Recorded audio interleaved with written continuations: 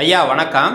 இன்னைக்கு எதை பற்றி பார்க்க போகிறோம் அப்படின்னு கேட்டால், சிங்கப்பூரில் ஓட்டக்கூடிய லோரிகள் எல்லாத்துக்கும் அவசியம் ஸ்பீட் லிமிட்டை செட் பண்ணணும், அதாவது ஃபிக்ஸ் பண்ணணும் அப்படின்னு சிங்கப்பூர் கவர்மெண்டோட எம்ஹெச்ஏ அப்படிங்கிற அமைப்பு சொல்லியிருக்காங்க.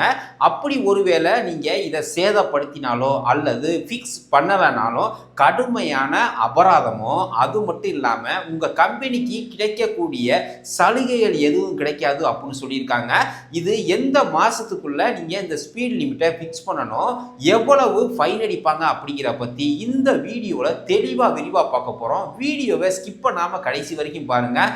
இது போல் சிங்கப்பூர் சம்மந்தமான புது புது அப்டேட்டுகளை நீங்கள் உடனுக்குடன் தெரிஞ்சுக்கணும் அப்படின்னா சேம் தான், எப்போதும் சொல்கிறது தான். நம்ம சேனலை சப்ஸ்கிரைப் பண்ணி வச்சிங்கன்னா வாங்க வீடியோக்குள்ளே போகலாம். ஃப்ரெண்ட்ஸ், ஃபஸ்ட்டு உங்கள் லோரியில் ஸ்பீட் லிமிட்டு ஃபிக்ஸ் பண்ணலை அப்படின்னா எத்தனை வெள்ளி அபராதம் விதிப்பாங்க அப்படின்னு பார்த்துருவோம். உங்கள் லோரியில் ஸ்பீட் லிமிட்டு ஃபிக்ஸ் பண்ணலை அப்படின்னா 1000 வெள்ளிலேருந்து 10,000 வெள்ளி வரைக்கும் உங்கள் கம்பெனிக்கு அபராதம் விதிப்பதற்கு வாய்ப்புகள் இருக்குது. அது மட்டும் இல்லாமல் உங்கள் லோரியில் இந்த ஸ்பீட் லிமிட்டை ஃபிக்ஸ் பண்ணியிருக்கீங்க, சேதமாகி போச்சு அல்லது ரிப்பேர் ஆகி போச்சு, அப்படி இல்லை அப்படின்னா எல்டிஏ கேட்ச் பண்ண மாட்டாங்க. நம்ம அதை ஸ்பீட் லிமிட்டை செட் பண்ணிட்டோமே அப்படின்ட்டு ஒயரை பிடுங்கி விட்டு நீங்கள் ஓட்டுனாலுமே இதை சேதப்படுத்துகிற கணக்கில் தான் வரும்.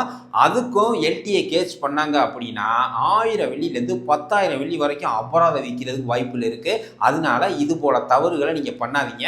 ஒருவேளை உங்கள் லோரியில் ஸ்பீட் லிமிட்டு இன்னும் ஃபிக்ஸ் பண்ணலை அப்படின்னா நான் இப்போ சொல்ல போகிற பாயிண்ட்டை நீங்கள் நோட் பண்ணிக்கிட்டு உங்கள் முதலாளிகிட்ட சொல்லி உடனே இந்த ஸ்பீட் லிமிட்டை ஃபிக்ஸ் பண்ணுங்கள், சரிங்களா?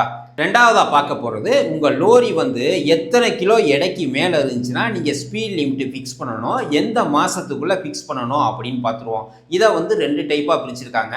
அதாவது உங்கள் லோரியோட வெயிட், அதாவது மேக்சிமம் லேடன் வெயிட்னு சொல்லுவாங்க.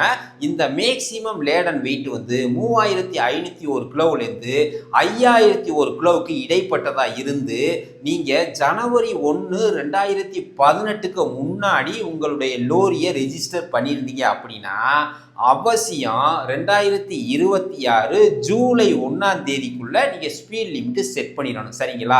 அதே போல் உங்கள் லோரியோட வெயிட்டு, அதாவது மேக்சிமம் லேடன் வெயிட் 5001 கிலோவிலேருந்து 12,000 கிலோவுக்கு இடைப்பட்டு இருந்துருந்துச்சு. அது மட்டும் இல்லாமல் ஜனவரி 1, 2018க்கு முன்னாடி உங்கள் லோரியை ரெஜிஸ்டர் பண்ணியிருந்தீங்க அப்படின்னா நீங்களும் அவசியம் ஜனவரி 1, 2026க்குள்ள நீங்கள் ஸ்பீட் லிமிட்டை ஃபிக்ஸ் பண்ணியிருக்கணும். இதை நல்லா ஞாபகத்தில் வச்சுக்கோங்க.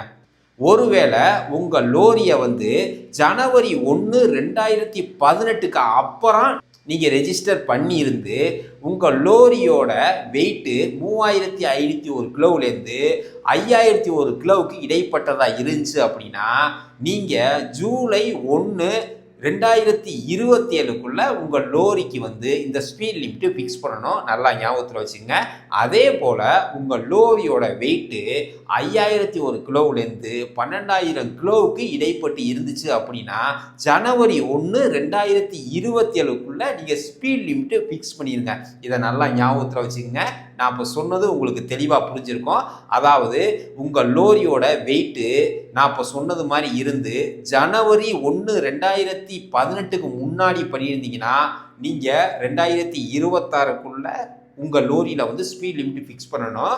ஒருவேளை உங்களுடைய லோரியோட வெயிட்டு நான் இப்போ சொன்னது மாதிரி இருந்து ஜனவரி 1, 2018க்கு அப்புறம் ரெஜிஸ்டர் பண்ணியிருந்தீங்கன்னா 2027க்குள்ள நீங்கள் ஸ்பீட் லிமிட் ஃபிக்ஸ் பண்ணணும். இதை நல்லா ஞாபகத்தில் வச்சுக்கோங்க. இந்த மேக்சிமம் லேடன் வெயிட்டை எப்படி செக் பண்ணுறது அப்படின்னு கேட்டால், இந்த டிரைவர் சீட்டுக்கு பின்னாடி எல்லா வண்டியிலையுமே இந்த மாதிரி பிளேட் ஒன்று இருக்கும். அந்த பிளேட்டில் எத்தனை கிலோ உங்களுடைய லோரி, எத்தனை கிலோ வரைக்கும் நீங்கள் மேக்சிமம் எடை ஏற்றலாம் அப்படிங்கிறதெல்லாம் தெளிவாக போட்டிருப்பாங்க. இந்த போர்டில் தெரியுது பாருங்க, இதுதான் இந்த மேக்சிமம் லேடன் வெயிட்டு. இந்த வெயிட்டுக்கு மேலே இருந்துச்சு உங்கள் லோரி அப்படின்னா அவசியம் நீங்கள் ஸ்பீட் லிமிட்டை செட் பண்ணணும். ஃப்ரெண்ட்ஸ், அடுத்து பார்க்க போகிறதா ரொம்ப ரொம்ப முக்கியமான பாயிண்ட்டு. அதாவது உங்களுக்கு இந்த ஸ்பீட் லிமிட்டை ஃபிக்ஸ் பண்ணலை அப்படின்னா என்னென்ன சலுகைகள் கிடைக்காது அப்படின்னு பார்த்துருவோம். அதாவது இந்த பிசேஃப் அப்படிங்கிற சர்டிஃபிகேட் எல்லா கம்பெனிக்குமே தேவை. நீங்கள் புதுசாக கம்பெனி ஆரம்பித்ததா இருந்தாலும் சரி, நீங்கள் ஆரம்பித்து ரன் பண்ணிக்கிட்டு இருக்க கம்பெனிக்கு இந்த பிசேஃப் சர்டிஃபிகேட்டை ரினியூவல் பண்ணுறதா இருந்தாலும் சரி, உங்கள் கம்பெனியில் உள்ள லோரிக்கு இந்த ஸ்பீட் லிமிட்டை ஃபிக்ஸ் பண்ணலை அப்படின்னா அவங்க ஒரு புள்ளி மார்க் பண்ணிடுவாங்க.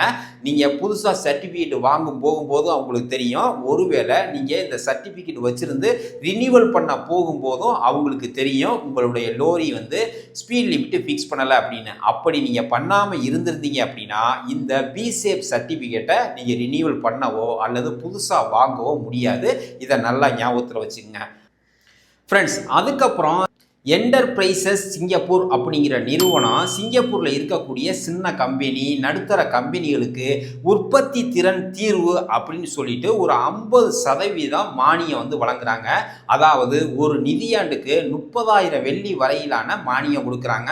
அதனால உங்கள் கம்பெனியில் இருக்கக்கூடிய லோரிகளுக்கு ஸ்பீட் லிமிட்டை நீங்கள் ஃபிக்ஸ் பண்ணலை அப்படின்னா இந்த மானியமும் நீங்கள் வாங்க முடியாது அப்படின்னு சொல்லியிருக்காங்க. அதனால உங்கள் முதலாளிகிட்ட சொல்லி உங்கள் கம்பெனியில் இருக்கக்கூடிய லோரிகளுக்கு நான் இப்போ சொன்ன மாதத்துக்குள்ளே நீங்கள் இந்த ஸ்பீட் லிமிட்டை ஃபிக்ஸ் பண்ணிடுங்க.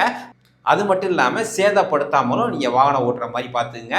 ஏன் இந்த கடுமையான தண்டனை ஸ்பீட் லிமிட்டை ஃபிக்ஸ் பண்ணலைன்னா கொடுத்துருக்காங்க அப்படின்னு கேட்டால் சிங்கப்பூரில் அடிக்கடி ஆக்சிடென்ட் நடக்கிறதுனாலையும் வெளிநாட்டு ஊழியர்களோட பாதுகாப்பை கருதியும் இந்த ஸ்பீட் லிமிட்டை ஃபிக்ஸ் பண்ண சொல்கிறதா சொல்லியிருக்காங்க.